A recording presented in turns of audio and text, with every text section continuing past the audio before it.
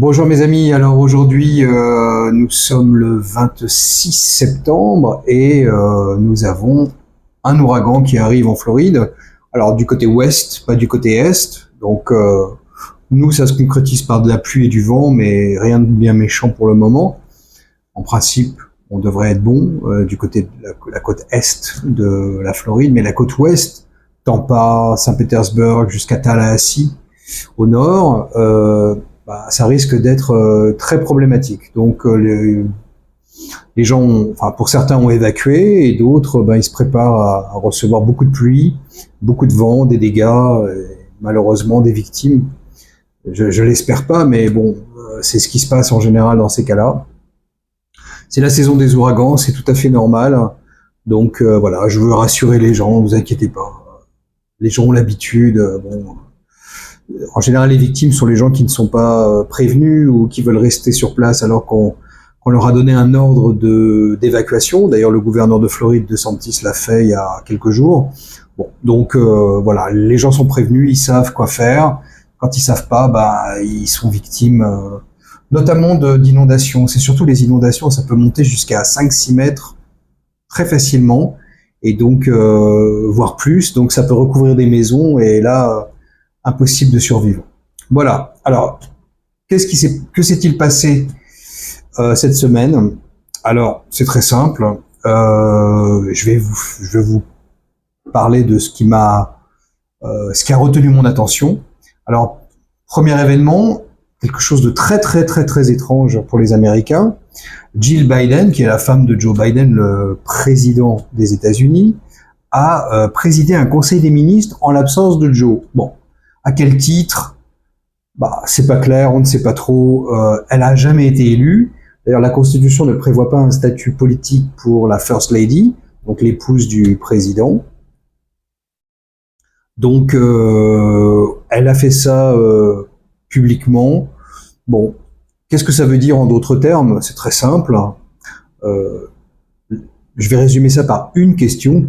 Qui dirige réellement les États-Unis? Voilà. Donc, je vous laisse le soin d'y répondre. Vous allez comprendre que c'est pas les gens qu'on élit, malheureusement, et je pense aussi que c'est la même chose en France. Alors, à propos de la France, vous avez eu la chance, entre guillemets, sans ironie, parce que, enfin un petit peu quand même, si, d'avoir un nouveau gouvernement. Bravo, félicitations, très bien. Mais malheureusement, les perspectives en matière d'impôts et d'économie, et de façon générale pour l'état de l'économie française, ne sont pas très bonnes, d'après ce que j'ai compris. Alors, une question a flotté cette semaine en France, justement en rapport avec ces hausses probables d'impôts, c'est de déterminer qui est riche. Pourquoi ? Parce que le Premier ministre a évoqué un effort de la part des grosses entreprises et des riches. Bon. Alors le terme de riche est un terme extrêmement vague. On est toujours le riche de quelqu'un d'autre, c'est sûr. Mais alors on a essayé de donner des pistes et moi j'ai retenu un chiffre, c'est 7 000 euros par mois. C'est-à-dire si on gagne plus de 7 000 euros par mois, on est considéré comme riche en France. Bon. Alors pourquoi pas, Moi j'ai pas d'a priori sur les chiffres, dans la mesure où ils sont étayés par la réalité, et c'est possible que quelqu'un qui gagne au moins 7 000 euros par mois en France a une qualité de vie, un niveau de vie plus élevé que quelqu'un qui est à 1200 ou 1300. Bon, c'est évident, mais est-ce que c'est vrai? Alors, pour pouvoir avoir une idée, on a comparé ça avec le salaire médian en Suisse. Alors, qu'est-ce que c'est qu'un salaire médian? C'est un salaire où 50% de la population gagne moins et où 50% de la population gagne plus. Voilà. Donc c'est le salaire vraiment qui divise en deux l'échelle de salaire des salariés d'un pays. Bon. Alors en Suisse, comme par hasard, le salaire médian c'est 7 000 euros. Donc il y a 50% des Suisses qui gagnent moins et 50% des Suisses qui gagnent plus. Bon. Alors c'est pas considéré comme riche en Suisse, c'est considéré comme moyen. Donc, en d'autres termes, on peut établir ici un fait incontestable, c'est que la France s'appauvrit, puisque si on considère que quelqu'un en Suisse a un salaire moyen de 7000, alors qu'en France on le considère comme riche, bah, c'est le signe que la France s'appauvrit par rapport à la Suisse. Alors que la Suisse n'est pas un pays, j'ai rien contre la Suisse, c'est très beau d'ailleurs, les gens sont très gentils, mais le problème c'est que la France a beaucoup plus d'atouts géographiques, industriels, etc.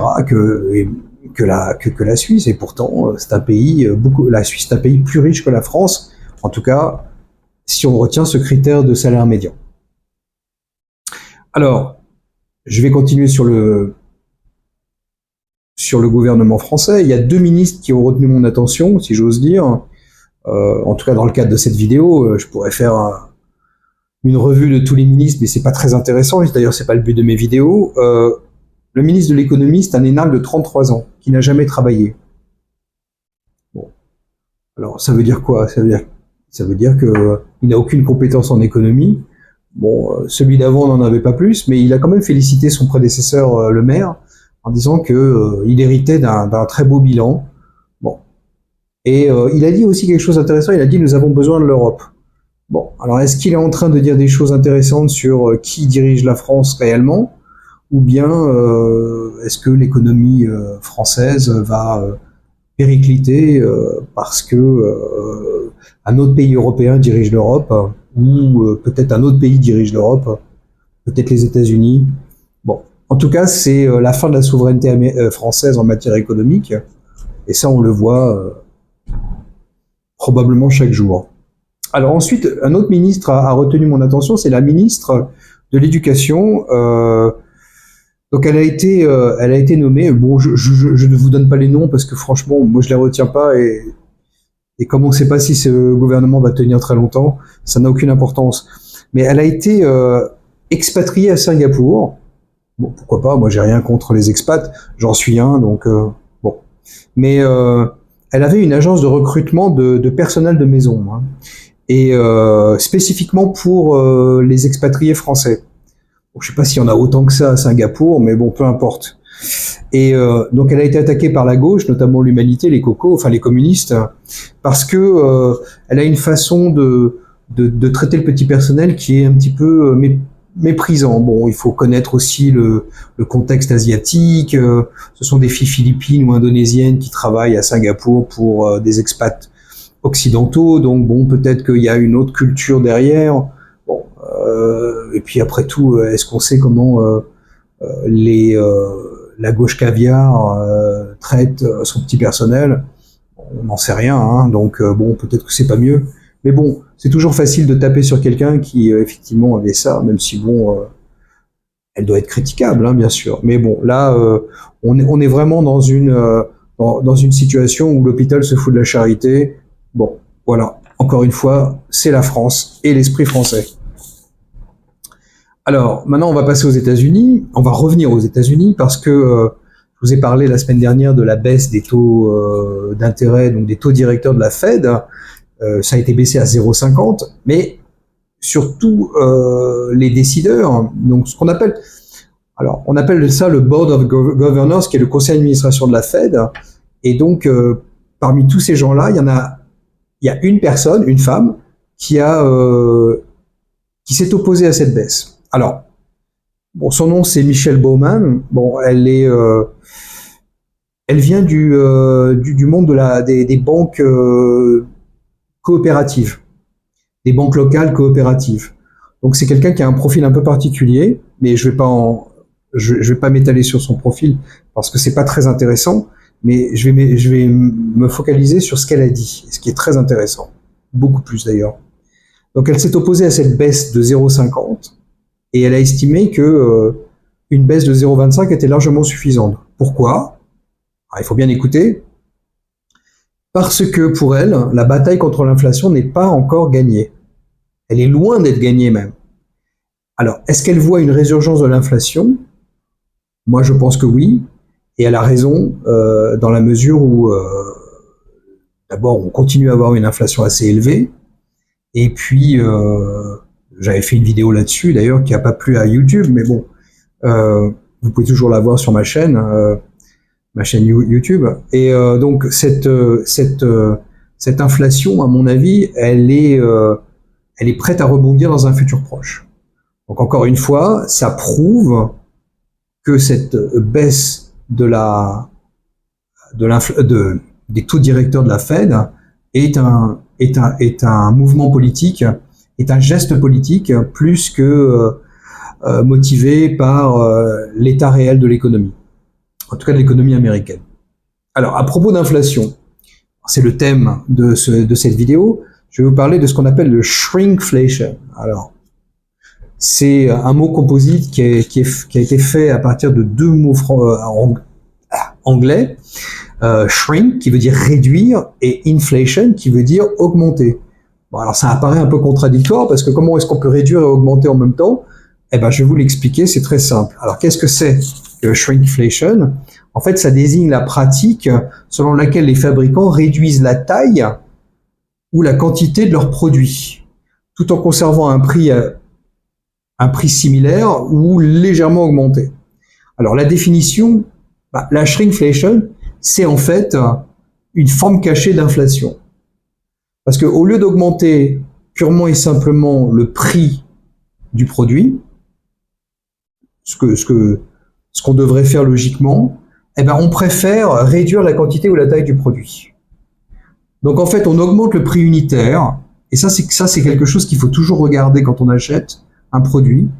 D'ailleurs, c'est obligatoire, on doit indiquer le prix unitaire. Alors quelquefois, le prix unitaire ne veut rien dire, mais parce que bon, il faut comparer quantité et quantité, c'est-à-dire deux produits avec les mêmes prix unitaires. Bon, c'est facile à comparer, mais quand si par exemple on vous donne un prix au litre et un prix au millilitre ou au centilitre, il faut faire une petite règle de 3, mais bon, c'est pas évident quand on est dans un supermarché, on pousse le chariot, il y a les gamins qui gueulent, il y a les haut-parleurs, et que c'est de la musique, etc., etc. C'est pas facile. Bon, donc encore une fois, ils sont très malins. Alors pourquoi est-ce qu'on fait ça? C'est très simple. D'abord, il y a une gestion des coûts, puisque l'augmentation des coûts de production due à l'inflation entraîne une augmentation des prix des matières premières, de la main-d'œuvre, du transport, etc., etc., le prix de l'emballage.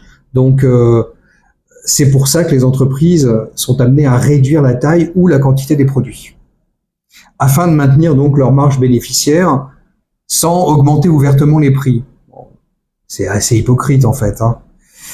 Et aussi, il y a une autre raison, c'est que ça se passe surtout dans les marchés hautement concurrentiels.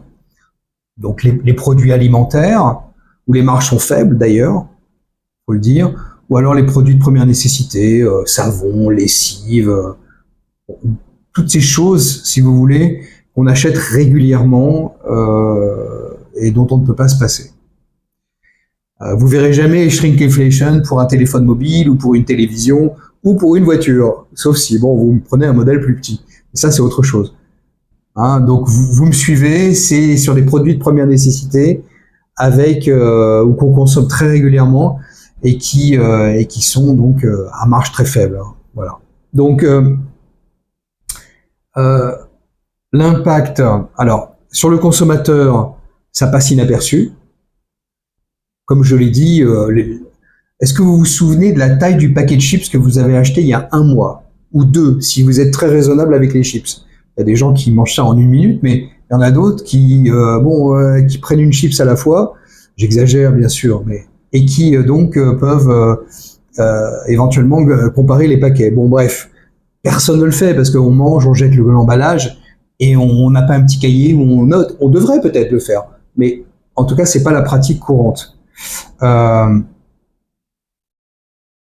tout cas, le sentiment pour les consommateurs, quand ils s'en aperçoivent, c'est qu'ils se sentent trompés ou même arnaqués. Donc c'est de la frustration pure pour le consommateur. Mais encore une fois, comme ce sont des produits de première nécessité, il n'a pas le choix. Enfin, sauf à changer de produit, à faire de la comparaison ou même à se passer du produit. C'est peut-être ce qui se passe maintenant vu les augmentations de prix. Alors, Il y a aussi un problème avec les indicateurs économiques, parce que euh, les indicateurs d'inflation ne reflètent pas exactement et directement la shrinkflation. Euh, donc en fait, bon, quand on dit voilà, le lait a augmenté de temps, bon, on fait une moyenne. Donc ça veut dire est-ce que le litre de lait a augmenté plus que les 200 millilitres ou je sais pas moi je connais pas. Enfin normalement c'est un litre. Bon, mais est-ce qu'il y a il y a des packagings plus petits de lait qui ont augmenté moins que le litre de lait qui lui augmente plus. Bon, tout ça c'est des moyennes, donc on peut pas savoir exactement. Euh, et les indicateurs ne le reflètent pas clairement, directement. Ils donnent un chiffre et puis c'est tout. Mais c'est pas exactement répercuté par l'INSEE par exemple ou par les agences qui s'occupent des statistiques. Euh, alors par exemple, alors je vais vous donner des exemples de produits. Je parlais du lait, ce qui est un mauvais exemple parce que bon, c'est toujours une brique d'un litre, à moins évidemment de peser. Alors ça, j'ai vu ça sur des vidéos, des gens qui pesaient les produits pour voir il y avait vraiment 1 kilo ou 300 grammes ou enfin ou 1 litre, enfin peu importe.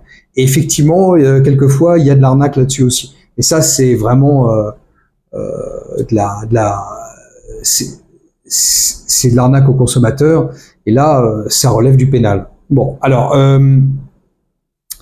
donc les exemples. Alors les barres de chocolat qui sont plus petites, au lieu d'avoir une barre à 250 grammes, vous avez une barre à 200 grammes par exemple. Ou alors vous avez le même paquet, la même taille de paquet mais avec moins de biscuits dedans.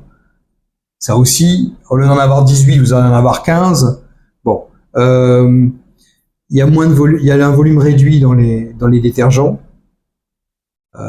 Donc au lieu d'avoir 1 litre de lessive, vous allez avoir 90 centilitres, ouais, c'est ça, 900 millilitres par exemple, enfin je sais pas, peu importe, avec un prix similaire. Alors là où c'est effectivement très très pervers, c'est quand le packaging lui-même n'a pas changé. Mais quelquefois, ils changent le packaging justement pour justifier. Alors par exemple, ils font ça avec les bouteilles de Coca-Cola. Alors ils nous expliquent que pour lutter contre l'obésité, au lieu d'avoir une canette de 50 centilitres, on va avoir une canette de 40 centilitres. Elles sont plus hautes et moins épaisses. Bon, donc moins larges. Donc en fait, c'est comme ça qu'on lutte contre l'obésité. Donc en fait, ils s'en foutent de l'obésité. Ce qui compte, c'est de mettre moins de produits et de mettre au même prix. Voilà. Donc voilà un exemple encore. Alors, évidemment, c'est critiqué par le gouvernement. En février dernier, il y a par exemple aux États-Unis, la Maison Blanche a critiqué cette pratique. Bon, il y a des groupes de défense des consommateurs qui aussi en parlent, etc. Mais bon, mais il y a pas énormément de choses à faire là-dessus, puisque bon, il suffit de comparer. Encore une fois, hein, comme j'ai dit tout à l'heure, il suffit de comparer le prix au poids ou au volume pour comprendre si le prix a augmenté ou pas. Voilà. Donc ça, et ça c'est en général pas caché, c'est sur les étiquettes dans les supermarchés. Voilà. Euh,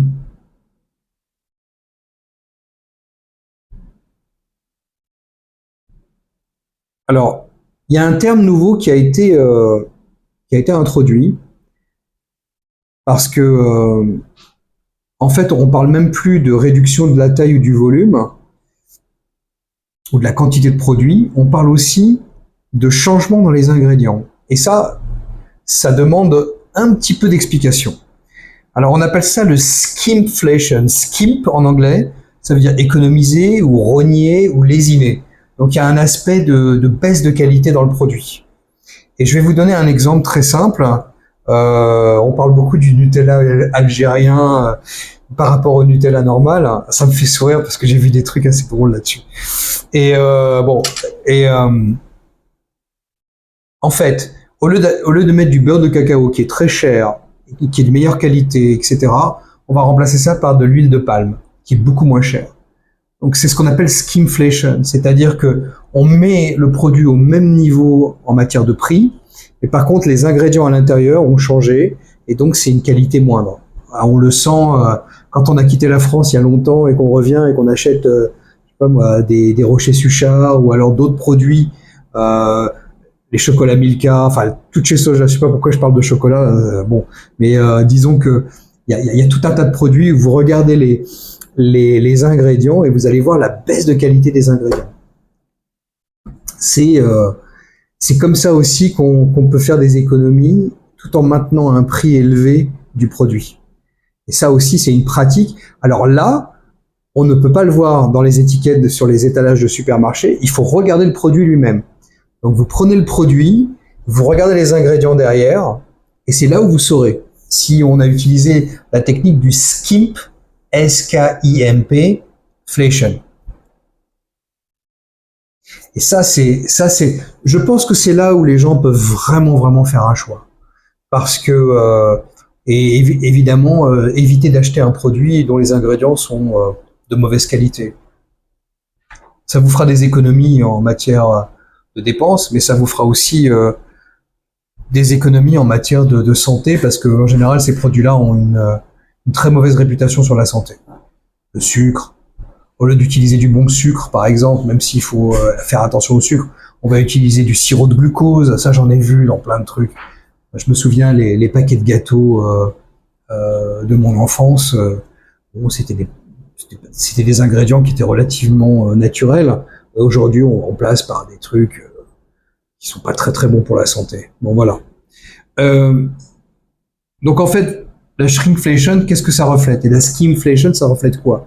Les pratiques des industriels, les droits des consommateurs et la transparence économique. Donc, ce sont trois choses qui sont affectées par la shrinkflation. Donc, d'un côté, on a les entreprises qui vont nous expliquer que c'est quelque chose de nécessaire pour s'adapter à la concurrence, pour redonner des marges suffisantes aux entreprises, etc. Ça, c'est l'argument économique. Mais il y a aussi un argument consommateur qui est important, c'est que ça peut être considéré comme une pratique trompeuse, même si je pense pas que ce soit aussi grave. Je pense que c'est plutôt, disons, une sorte d'hypocrisie vis-à-vis du consommateur, et aussi une question de confiance aussi. Peut-être qu'on donne trop de crédit aux entreprises alors qu'elles sont là pour faire du profit. Elles sont pas là pour nous faire plaisir. Évidemment que non. Voilà, donc j'espère que cette vidéo vous a intéressé. Et encore une fois, soyez prudents quand vous achetez des produits. Soyez très vigilants et regardez bien ce que vous achetez. Voilà. À bientôt, mes amis.